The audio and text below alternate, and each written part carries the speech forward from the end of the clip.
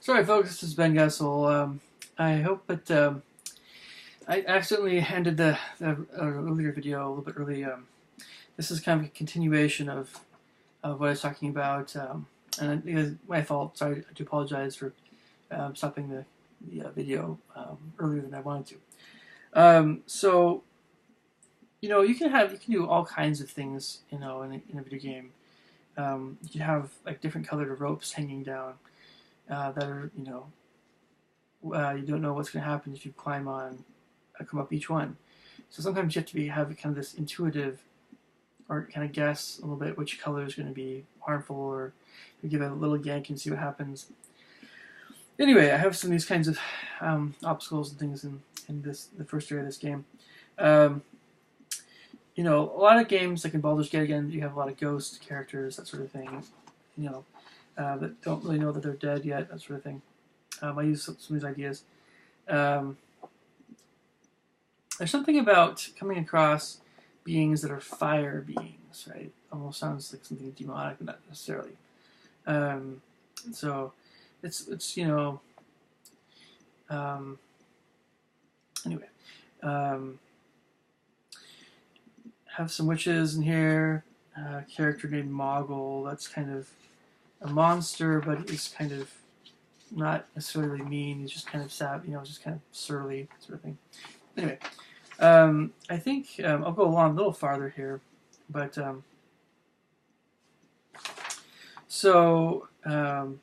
another area that's nearby, this first area where this main character's home is, and his parents been taken or killed. He's able to, there's a lot of things that, I was thinking about. Maybe he could get back into his house and sneak into his house and use stealth and try to get some belongings and get out of there without being seen. There's plenty of other things I haven't mentioned, of course. Yeah, but, okay. So you can have something where, in this other area I have something called like a bell trees. These trees that have the part that's usually green, the canopy. Instead of greenery, it's actually like an actual bell, like a musical bell. So bell trees is a forested area that has bells in place of trees, giant bells, and there's an organ of sorts that operates the bells. To activate or to enter certain secret areas in this area, you have to be able to play certain melodies on this organ, and the organ activates the bells, right? And so then, of course, I have these different areas that are secret, and some of them are kind of gnome areas, and I have something called a gnome stone that lets you kind of, if you find gnome stones, you can enter other little kind of secret areas, gnome garden things. Earlier I was talking about that rock staff. There's a stone giant who has the rock staff, but he doesn't want to just give it to you. He'll only give it to you if you give him something back that's really valuable. So anyway, again, I'm skipping a lot of this because there's so many things in here. I don't know how long you guys. Anyway, so of course I have some leprechauns in here. I don't always necessarily like the idea of well, okay, it's kind of like the scary clown thing. If you come across a leprechaun in the video game, or like a jester, it's like, oh, okay, there's a pretty good chance this guy's going to be an evil bad boy. He's going to try to trick me or something because he's a leprechaun. Right? There's a leprechaun movie, right? Movies with Warwick Davis, and he was a really scary bad leprechaun, right? I just think, and in general, when you're coming up with different characters based on these different races, elf, dwarf, golem. Golems are actually like robots, but gnomes and so on and so forth. It's really, in so much of the creative thing is, what can you do with these different races that has been done before but hasn't been done before, or what can you do to kind of make this person come to life, show some relation to his race, but still have him very unique. And I've mentioned some of these things before, but you could have a troll that just is a pig, and he goes to see his troll dentist, and the troll has cavities, and you can talk. It's kind of a humorous You all love, you see what I'm saying, right?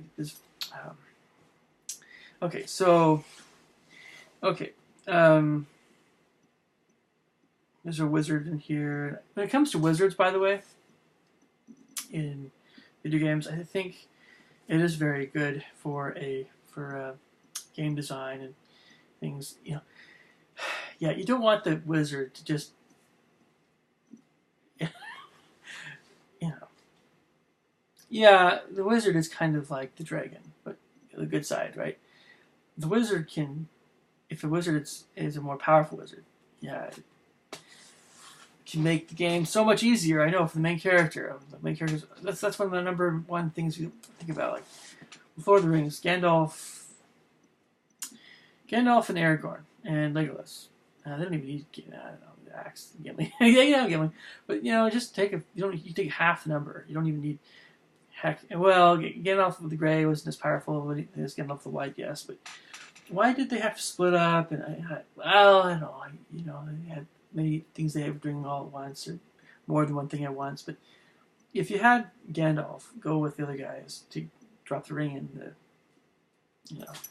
the fires Mount Doom, I mean, yeah, that's what I would have wanted. He's powerful. I mean, you can. It's very tempting, when you're making a game, to think, oh my gosh, I don't want them to die. Why not just have some of the really powerful wizards go with the main character? Well, one of the main reasons why I don't like to go that route is the wizard is kind of a guardian if he's more powerful of an area, and if he goes with the main character, he leaves this area. It's kind of like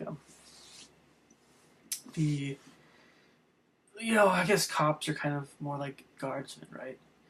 In that area, and the equivalent of a wizard would be probably like something more spiritual and mixed with academic, mixed with police, because they have the magical powers can be, they have the battle spells, right? So combat spells, and they're teachers. So there's an academic side, there's a scholarly side, and they're kind of like your priest or cleric. They're men of wisdom, and they can be spiritual leaders as well.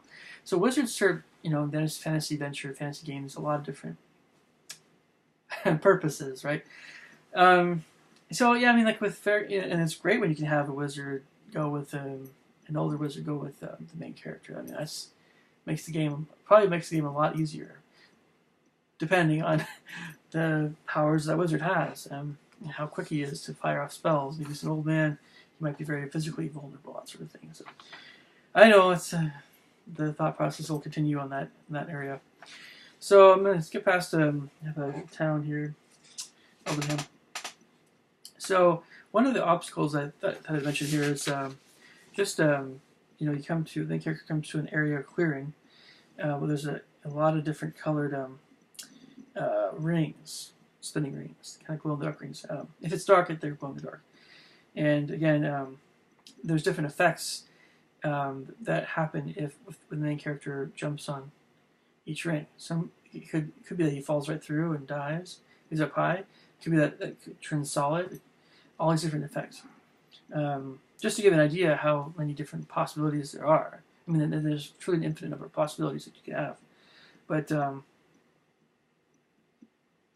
you have a gray ring that becomes just a platform, solid platform, like a stone platform, right? Granite or something, granite. If you try to jump through it, it becomes solid. And there's others that can have similar effects, maybe grass for green or whatever. A light blue ring, you just fall right through it. There's no solitude. There's no, so you actually might hurt yourself or die if you're high up enough. If you fall through it. Gosh, let's see. I probably I could go through all this huge list, but I probably won't right now. There's all these different, you could be burned by the orange one or poisoned by a purple one, that sort of thing.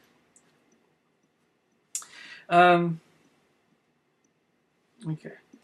You have some fairies here and there, help out the main character, some witches. I thought about this idea a lot before. You have these different kinds of um, dwellings that a wizard can live in. And what if he lived in a sphere that was high above the ground?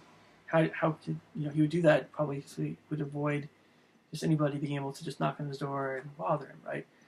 So yeah, hey, I mean that would be it's a little bit unusual. And of course, if you saw in real life just this blue sphere in the air, it was just stationary. Like, what is that? I think that maybe that's a giant balloon or a blimp or something, depending on the shape. But anyway, it's a little bit different, right? And there's a way to get it to, of course. It has to do with jumping through those rings, right? One of them might be maybe the only way to get to this, into this spherical place where the wizard lives. Okay, so there's other secret.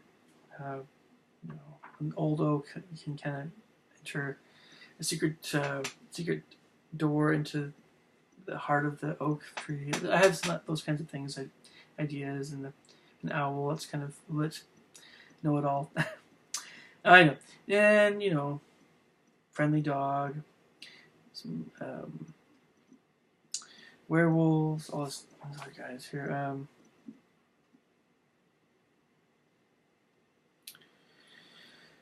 So when you're talking about rich scumbags, right, in video games, you can really, if you develop a character enough, it becomes very unique. You can kind of get into his backstory and how he became kind of arrogant, and was he spoiled, or did he just have a love of making people feel miserable? Anyway, and it's also a question of how do you come up with different names for elves and dwarves and things. I think I'm fairly decent at this sort of thing, but have an elven character. His name is Lilus Avendor, and he's an elven nobleman, or he's a very, very wealthy elf. So he does a lot of business with humans, and he's very viewed with suspicion by a lot of more wood elves, that sort of thing. But he might be the equivalent of a high elf, just maybe more of a corrupt one. Not quite. What's the word? He's not quite a drow, but he's kind of getting there a little bit. But so this character is, of course, a scoundrel. Sorry, I do apologize if these don't always sound very coherent. These ideas, just going through a bunch of these things I've come up with here. So there's a fort that the main character eventually gets to, where he can get some. I think it's like it's kind of an entrance into the royal castle in the big city.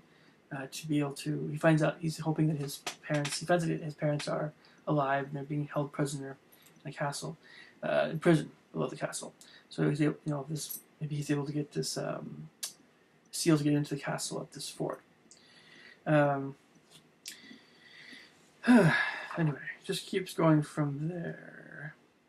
There's a bunch of other ideas here. Anyway, I think I'll leave this one. Call this one good. But I do apologize again about the short video of the last one. Just let me know if you guys have any questions, or if you want to hear any more about this particular world or the story, sort of thing. And I will be in touch. Again, leave your thoughts and comments below. Talk to you guys later. Thanks.